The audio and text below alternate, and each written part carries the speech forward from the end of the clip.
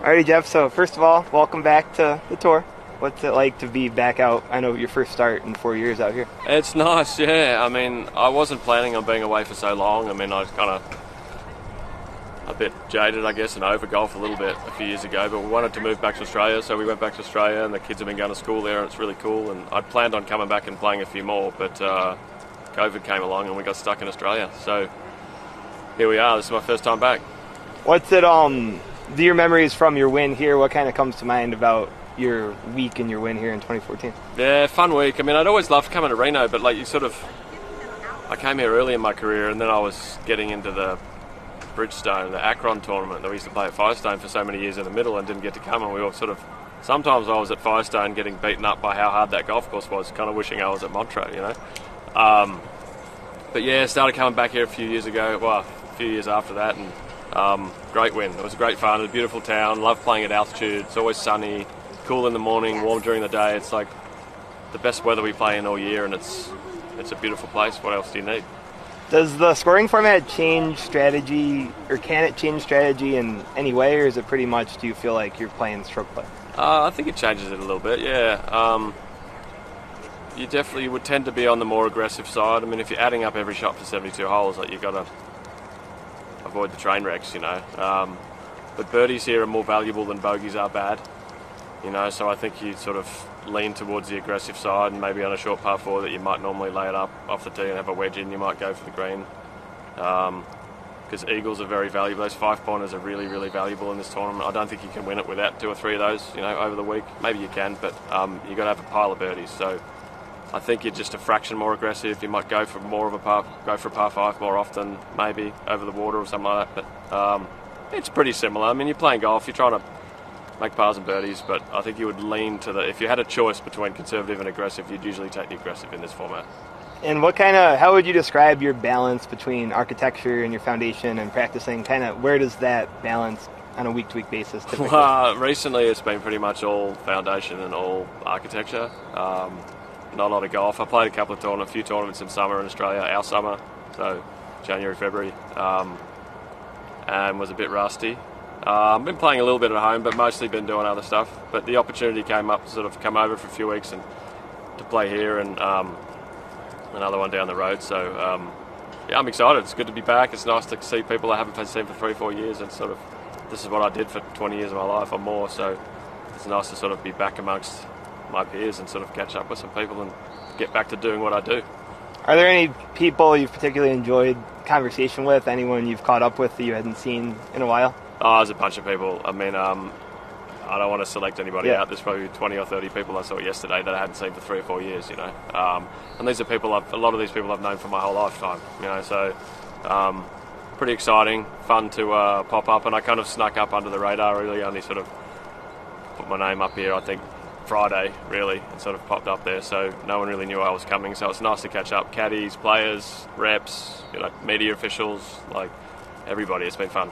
What's your how do you describe what piqued your interest in architecture originally? I know you've been dabbling in it since 2010 and slowly ramped up kind of through the years.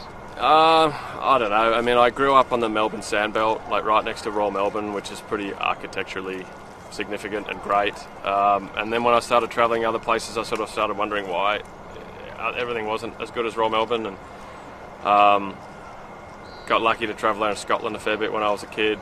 Well, not a kid, 16, 17, and then played a lot there as sort of a 19, 20-year-old as an amateur. Played a lot of amateur golf on those Great Links courses, and I sort of just realised how much more I enjoyed my golf on well-designed golf courses, you know, and I just sort of piqued my interest from there and read a few books and talked to a lot of people, and it's just been a passion. I feel like it's not for everyone. I mean, I think some people go down the loving the golf swing technique side of golf and all that, and some people go down the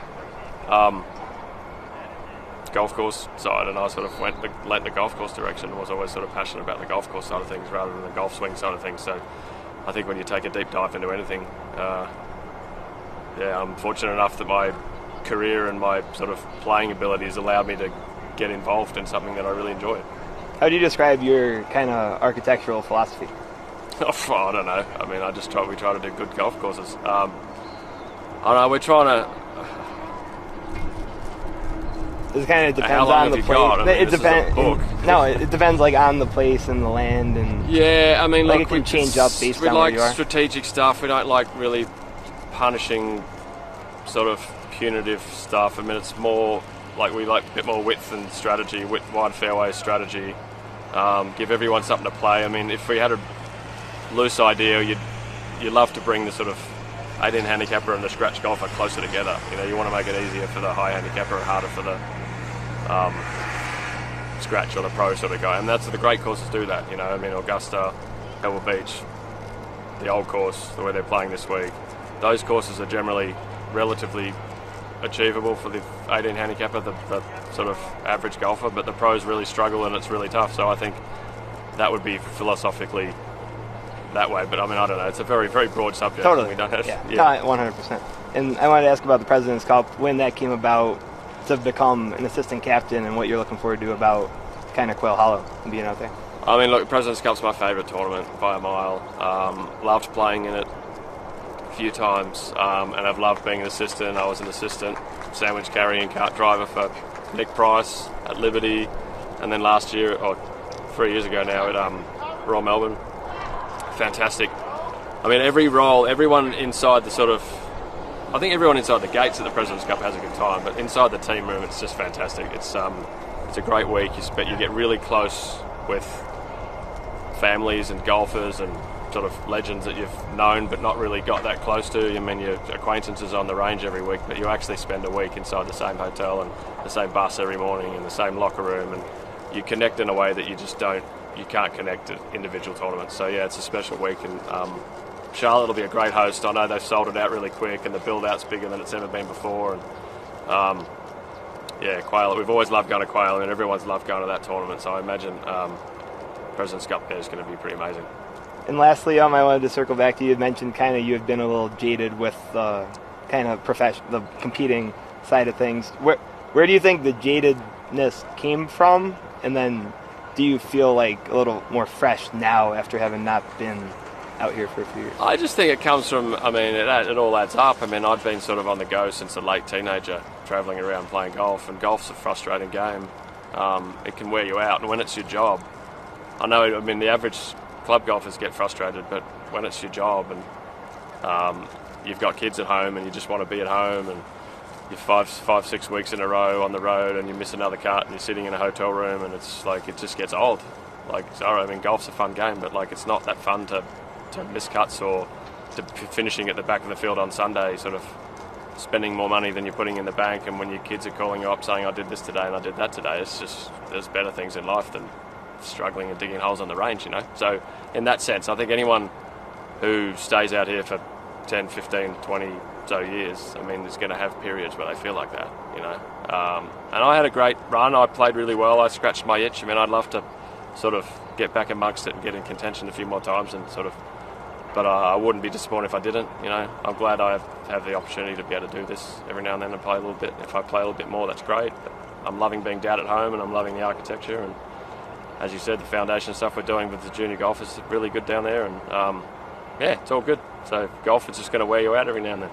Like, if you played well enough to get into the Korn Ferry Tour finals, would you consider playing? Or No, that's not my speed. I'll play when I get a chance. As I said, I'm dad first now, and someone who'll play golf every now and then, you know. And if it took off, and if I did something miraculous and like won and had a crazy exemption, that'd be great.